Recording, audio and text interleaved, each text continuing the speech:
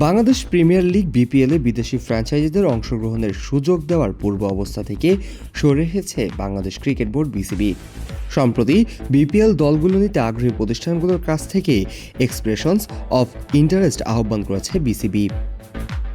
তবে জানা গেছে এবারের আসরে দেশের বাইরে থেকে কোনো প্রতিষ্ঠান ফ্র্যাঞ্চাইজির মালিকানা নিতে পারবে না। কয়েক মাস আগে অর্থাৎ গত জুনে বিসিবির অবস্থান ছিল ভিন্ন।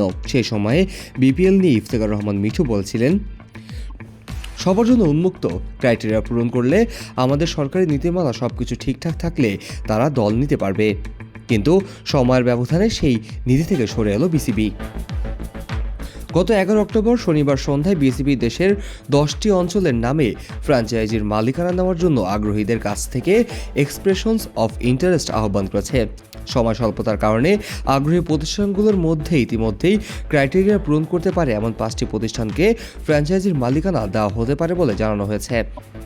বিসিবির একটি নির্ভরযোগ্য সূত্র বিষয়টি নিশ্চিত করেছে যে এই প্রক্রিয়ায় বিদেশি কোনো প্রতিষ্ঠানের বিপিএল অংশ নেওয়ার সুযোগ নেই। বিসিবির সহসভাপতি ফারুক আহমেদের সম্প্রতি সিলেট জাতীয় ক্রিকেট স্টেডিয়ামে এনসিএল টি-20 ফাইনালের সময় বিদেশি ফ্র্যাঞ্চাইজি প্রসঙ্গে একই ইঙ্গিত দেন। সাম্প্রতিক বছরগুলোতে বিপিএলে একাধিক বিতর্কের জন্ম নিয়েছে, যার মধ্যে রয়েছে উইকেটের মান, টুর্নামেন্ট ব্যবস্থাপনা এবং ক্রিকেটারদের পারিশ্রমিক ইস্যু। একসময় বিশ্বের শীর্ষ ক্রিকেটাররা বিপিএলে নিয়মিত খেললেও বর্তমানে এর মান অনেকটাই নিম্নগামী। এমন ক্রিকেটাররাই এখন বিপিএলে খেলতে আসেন যারা নিজেদের দেশে জাতীয় দল কিংবা প্রধান লিগগুলোতে সুযোগ পান না।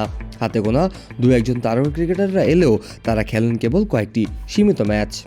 ওয়ালটন এসি এক্সচেঞ্জ অফারে এখন যে কোনো ব্র্যান্ডের পুরাতন এসি বদলে নতুন ওয়ালটন এসিতে উপভোগ করুন 25% ছাড়। Walton air conditioner, comfort without compromise. আগামী ডিসেম্বর-জানুয়ারিতে অনুষ্ঠিত হতে যাওয়া বিপিএল এর একই চিত্র দেখা যেতে পারে, কারণ একই সময় বিগ ব্যাশ, এএসএ টি-20 এবং আইএল টি-20 টুর্নামেন্টগুলো আয়োজিত হবে। বিসিবির সহসভাপতি ফারুক আহমেদ মনে করেন, সংযুক্ত আরব আমিরাতের অনুষ্ঠিত আইএল টি-20-র সাথে সূচির সংঘর্ষ ভালো মানের বিদেশি ক্রিকেটার না হওয়ার প্রধান কারণ।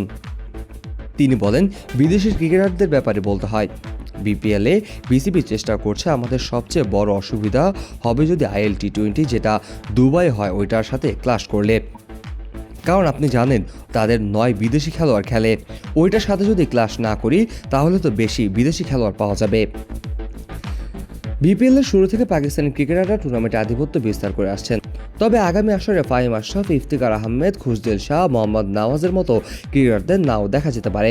আইসিসি ও এসিসি টুর্নামেন্টগুলোতে প্রত্যাশিত ফল না পাওয়ায় পাকিস্তানের ক্রিকেট বোর্ড পিসিবি তাদের ক্রিকেটারদের বিদেশি লিগ খেলার জন্য অনাপত্তিপত্র বা এনওসি দিতে নাও পারে। ফারুক আহমেদ এই পরিস্থিতিতে উদ্বেগের বিষয় বলে স্বীকার করলেও আশাবাদী যে অন্য দেশের খেলোয়াড়রা এই শূন্যতা পূরণ করতে পারবে। তিনি বলেন, পাকিস্তানের যেটা এনওসি সমস্যা, আমি জানি কয়েকটা দলের এরকম রয়েছে, তবে অবশ্যই এটা উদ্বেগের বিষয়। কিন্তু আমার মনে হয় না আইএল টি-20-র সঙ্গে যদি ক্লাশ না করে তাহলে হয়তো ওইটা পূরণ হবে। যদিও পাকিস্তানিরা আমাদের এখানে ডমিনেট করে সব সময়, কিন্তু হয়তো সেটা অন্য দেশের খেলোয়াড়রা পূরণ করবে। যদিও পাকিস্তানিরা আমাদের এখানে ডমিনেট করে সব সময়, কিন্তু হয়তো সেটা অন্য দেশের খেলোয়াড়রা পূরণ করবে। বিসিবির সিদ্ধান্ত এবং সূচিগত সমস্যার কারণে আগামী বিপিএল কেমন তারকা সমৃদ্ধ হবে তা নিয়ে ক্রিকেট প্রেমীদের মধ্যে কিছুটা সংশয় থেকেই গেল। এখন দেখার বিষয় বাংলাদেশ ক্রিকেট বোর্ড বিসিবি কিভাবে এবারে বিপিএল আয়োজন করে।